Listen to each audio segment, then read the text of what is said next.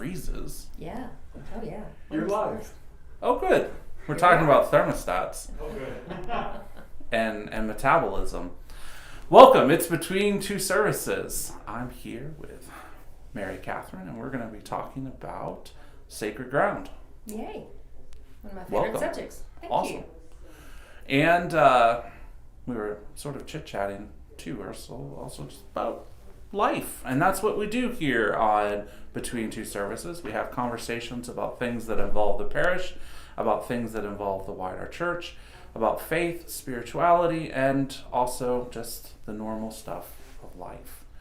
And so welcome. I'm glad you're here. Thank you. Glad to be back. I think this is an appropriate subject since this is Black History Month, and today is the feast day for Frederick Douglass, actually, on the calendar of lesser feasts and fasts. Mm-hmm. And so we're commemorating him using the collect of the day as the concluding collect in our prayers. Some people may have noticed that I'm kind of in these green seasons alternating those final collects and the prayers of the people to match thematically what else is going on. So last week we used the collect for Absalom Jones, who was an African American leader and in the Episcopal Church, and this morning we'll use Frederick Douglass. So, so this is all timely and relevant. Tell us about Sacred Ground. Great. Sacred Ground is the anti-racism program and curriculum of the Episcopal Church, and I believe it was started in 2018. It is a 10 session program, and what seems to be the really ideal sequence is to meet every 3 weeks. 4 weeks is too long. Right. 2 weeks is not enough.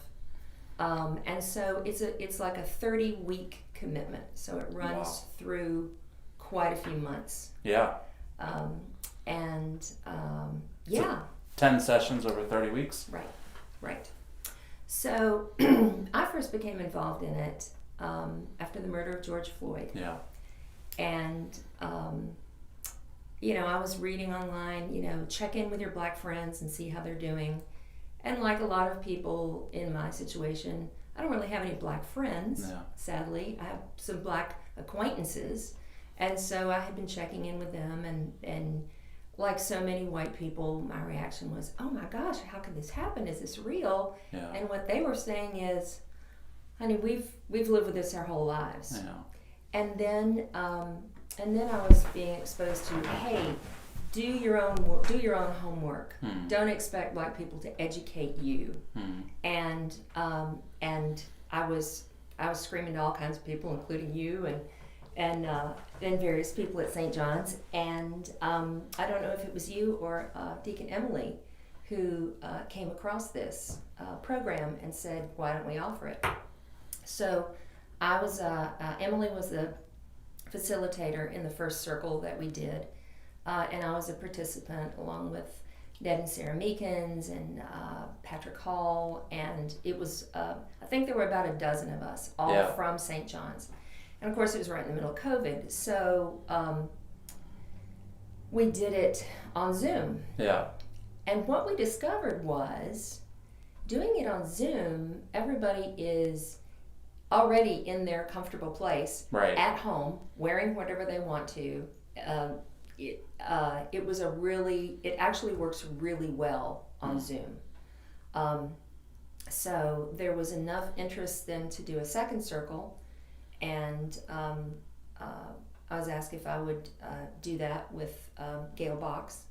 We co-facilitate, and we both had friends in other places who didn't have a parish that was doing Sacred Ground anywhere around them. So we had a participant from Massachusetts, we had 2 from Tennessee, and 1 from Maryland. Wow. Which was really cool. The power of hybrid ministry. No kidding.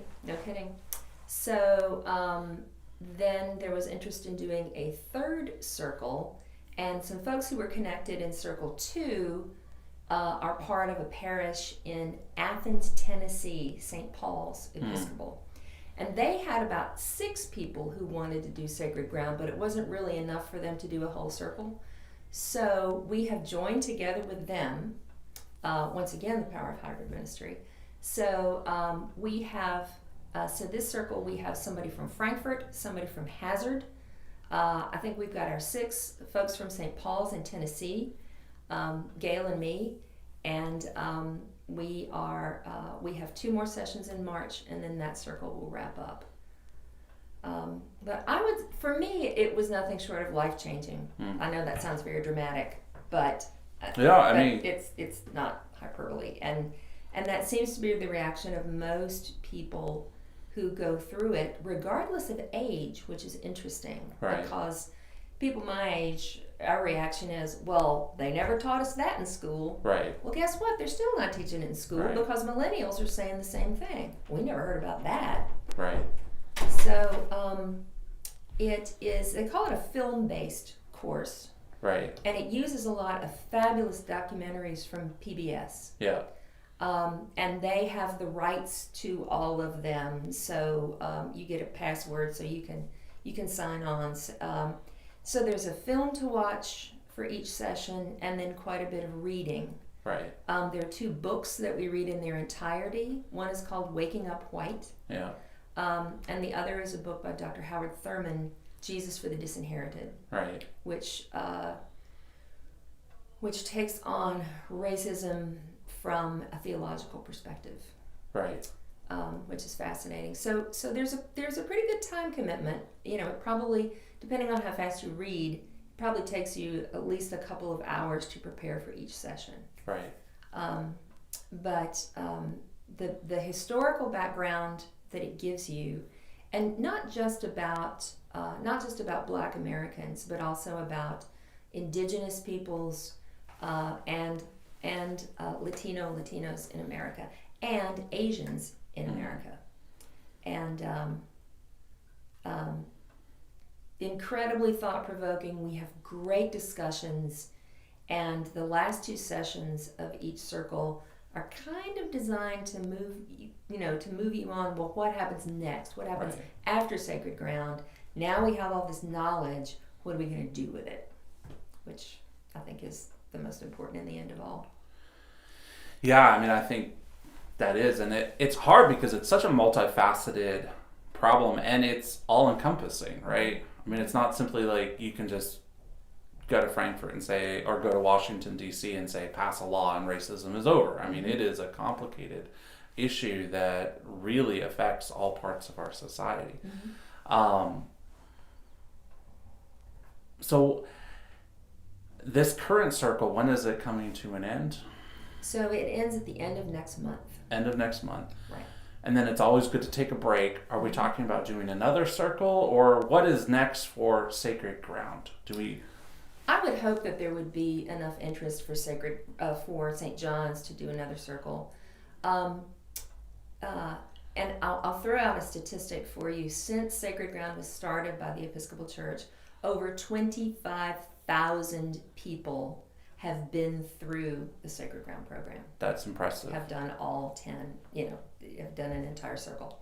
So the part of the church that handles it, they've been doing a lot of surveys. They're constantly tweaking. They're revising the curriculum a little bit, and they are opening it up to other faith groups who want to do Sacred Ground circles. That right. It doesn't have to be tied to a particular parish anymore, which I think is a wonderful thing. Right. Which will spread it on. As far as in our parish, we do need to take a little break. As I said, Gail Box and I have facilitated the last 2 sessions, and I need to take a break for a little bit longer time. There's several other things I'm involved in that are ramping up and going to take a little bit more of my time. I don't know if Gail would want to do another one, or with Emily, with Deacon Emily. But I would love to see us gather at least the local alumni of the last few circles we've done, and see if there's any type of group efforts or what the consensus would be. Where do we want to go next? We had a really interesting, you know that I work at Asbury Theological Seminary, and we had a really interesting chapel speaker this last week. Her name is Dr. Barbara Peacock, a really, really awesome African American woman. And there was a discussion afterwards where somebody in the group was saying, we're tired of the church saying, yep, this is really awful and we're going to pray for you, and that's where it ends. Right. What should we do next? And Dr. Peacock said, she said, my assignment was to write this book that she's just come out with a book called Soul Care, that is about spiritual disciplines in the African American church. But she said, my recommendation would be to pray for a very specific assignment for you. You can't do everything, but everyone can do something. And that was like a solid gold nugget to me. Absolutely. And I thought, you've got to pray for discernment, and where's your circle of influence? What are your skills and strengths and gifts, and how can you put those together? So one of the things that I've been talking about with some Sacred Ground alumni, including Patrick Hall, as we look into how do we implement things and be part of things within our circle of influence. Of course, under Deacon Emily's great leadership, she's fantastic. We, as a parish, became one of the sponsors of the Huntertown Interpretive Park. Mm-hmm. And I'm thinking about, in this year of 175 years of St. John's, one of the things that I'm thinking about, it's kind of like you're just like, am I going to poke at this issue? I'm going to do it anyways. Yes. Is I have records from the church. We have all these records in the church in my office from the 1840s and 50s and 60s, when this parish was new and was founded. And one of the things that a handful of other Episcopal churches have done, but we have not done, to my knowledge, that we may want to do or may not want to do. We may not want to do, but maybe we should do, is some historical research to see what are St. John's roots in the institution of slavery. Mm-hmm. We have a list of prominent business leaders who are the sort of founding fathers, and at that age, they're founding men. We have a lot of women's names. We don't even know what their actual first names were. They were always Mrs. So and so and so. And so we've got that reality to contend with. But of course, the vestry was all men. The clergy were all men. So we've got these founding fathers, and sort of, Versailles in the 1840s, it would be worth some historical research, I think, for us as a parish to say, as a historical church, what is our legacy? What is our tangible and inherited connection to slavery, Reconstruction, Jim Crow, and segregation? And because that's, of course, that's starting local. Mm-hmm. And I don't know if anyone in the parish would be interested in working on that. I'm not exactly trying to, offend anybody, but I it's one of those things where just because we don't acknowledge it, or just because we don't investigate it, doesn't mean that it's not there. And I think it always helps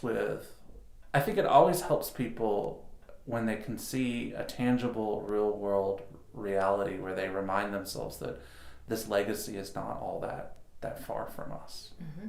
Mm-hmm. I remember a professor of racial justice at Western Kentucky University just invited us all to go down to the historic theater in downtown Bowling Green. And he said, and you're going to go down and you're going to see, like, right outside the main ticket booth, there's an arrow in the cement. And that arrow is the lasting legacy of the time when it was directing the African American patrons who would buy their tickets at the ticket counter and then have to go around outside up a staircase and sit in the balcony, Mm-hmm. and still that tangible Mm-hmm. lasting legacy. And I really do think, like, when something like that smacks you in your face as a white person, then you suddenly realize, wow, it's not all that far gone. Yeah. And you know, it's rooted in our history, and our history, as much as we want to oftentimes pretend that we're all blank slates, you know, that we're born into this world unencumbered by anything that came before us, we all know that's not true. No, we're all products of various degrees of privilege, Right. or lack thereof, Right. and those shape us. And you can't get to reconciliation without repentance. Right. And you can't repent if you don't know what you're repenting for, Right. or if you don't know his history. Yeah. Well, and that's often the defensiveness, like, oh, my family didn't own slaves, or oh, this isn't, and without realizing that this is something that connects all facets of life, and that white privilege is real, and that it manifests itself in ways that, of course, like, I mean, that's why it's called privilege. Is it? You didn't ask for it, but it came to you, Mm-hmm. and it didn't come to others. Mm-hmm. And so, like, what you do with that then is a very huge moral quandary. Mm-hmm. And I think the worst thing you could do is to say, well, I've got these privileges and I enjoy them and I'm going to keep them, and not, you know, interrogate them or think about the unjust systems. Like, oh, this system works really well for me, let's keep it the way it is. I think would not be the Christian response to racism. And I don't mean to make light of this, but I think that's a real pressing, because that's my concern as a spiritual leader, is as we have these communities within the church, and it started when I was at St. Augustine's at UK, was there they would go through, entering freshmen would go through some diversity training. Mm-hmm. And then you would talk to predominantly white students, and especially predominantly white affluent students, who all of a sudden, like, white privilege became a joke.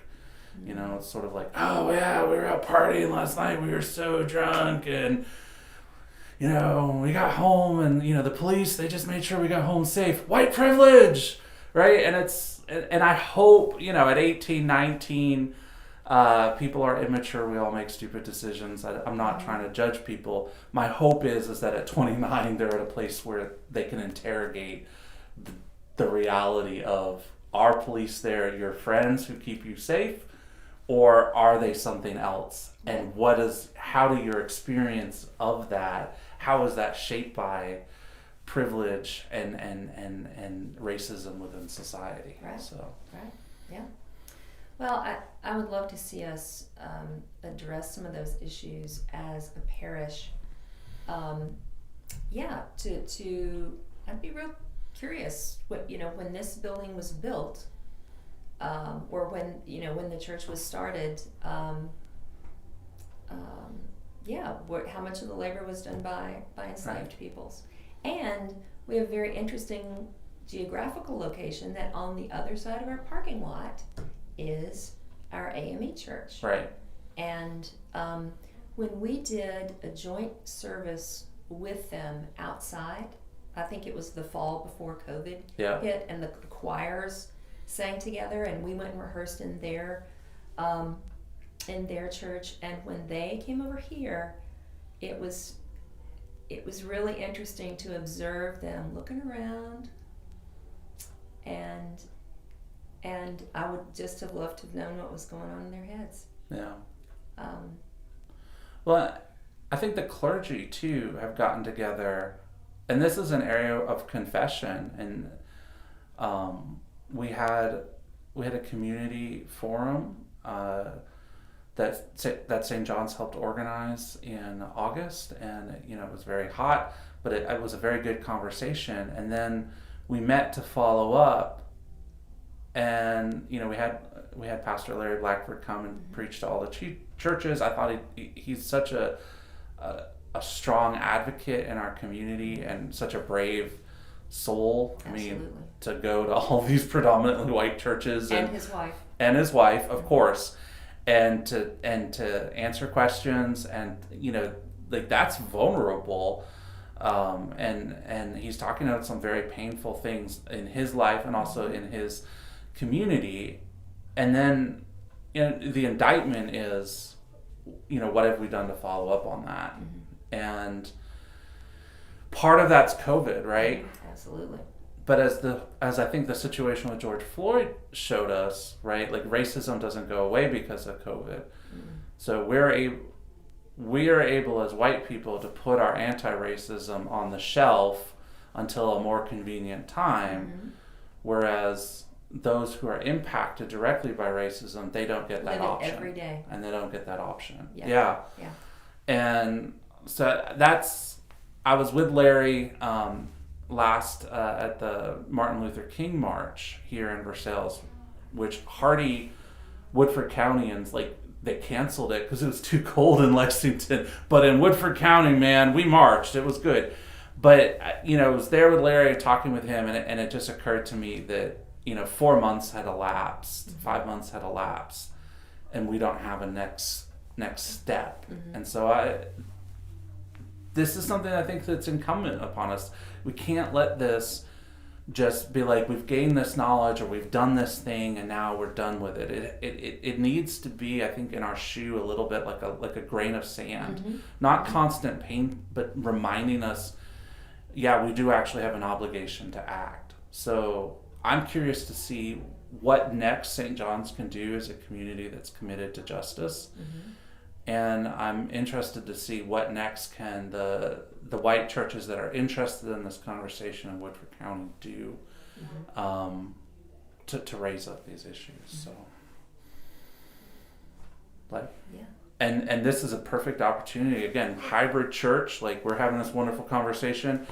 Please shoot me an email, send Mary Katherine an email, give us suggestions. And if you're interested in Sacred Ground, please talk to Mary Katherine, please talk to Gail, please talk to Emily, Deacon Emily, talk to me.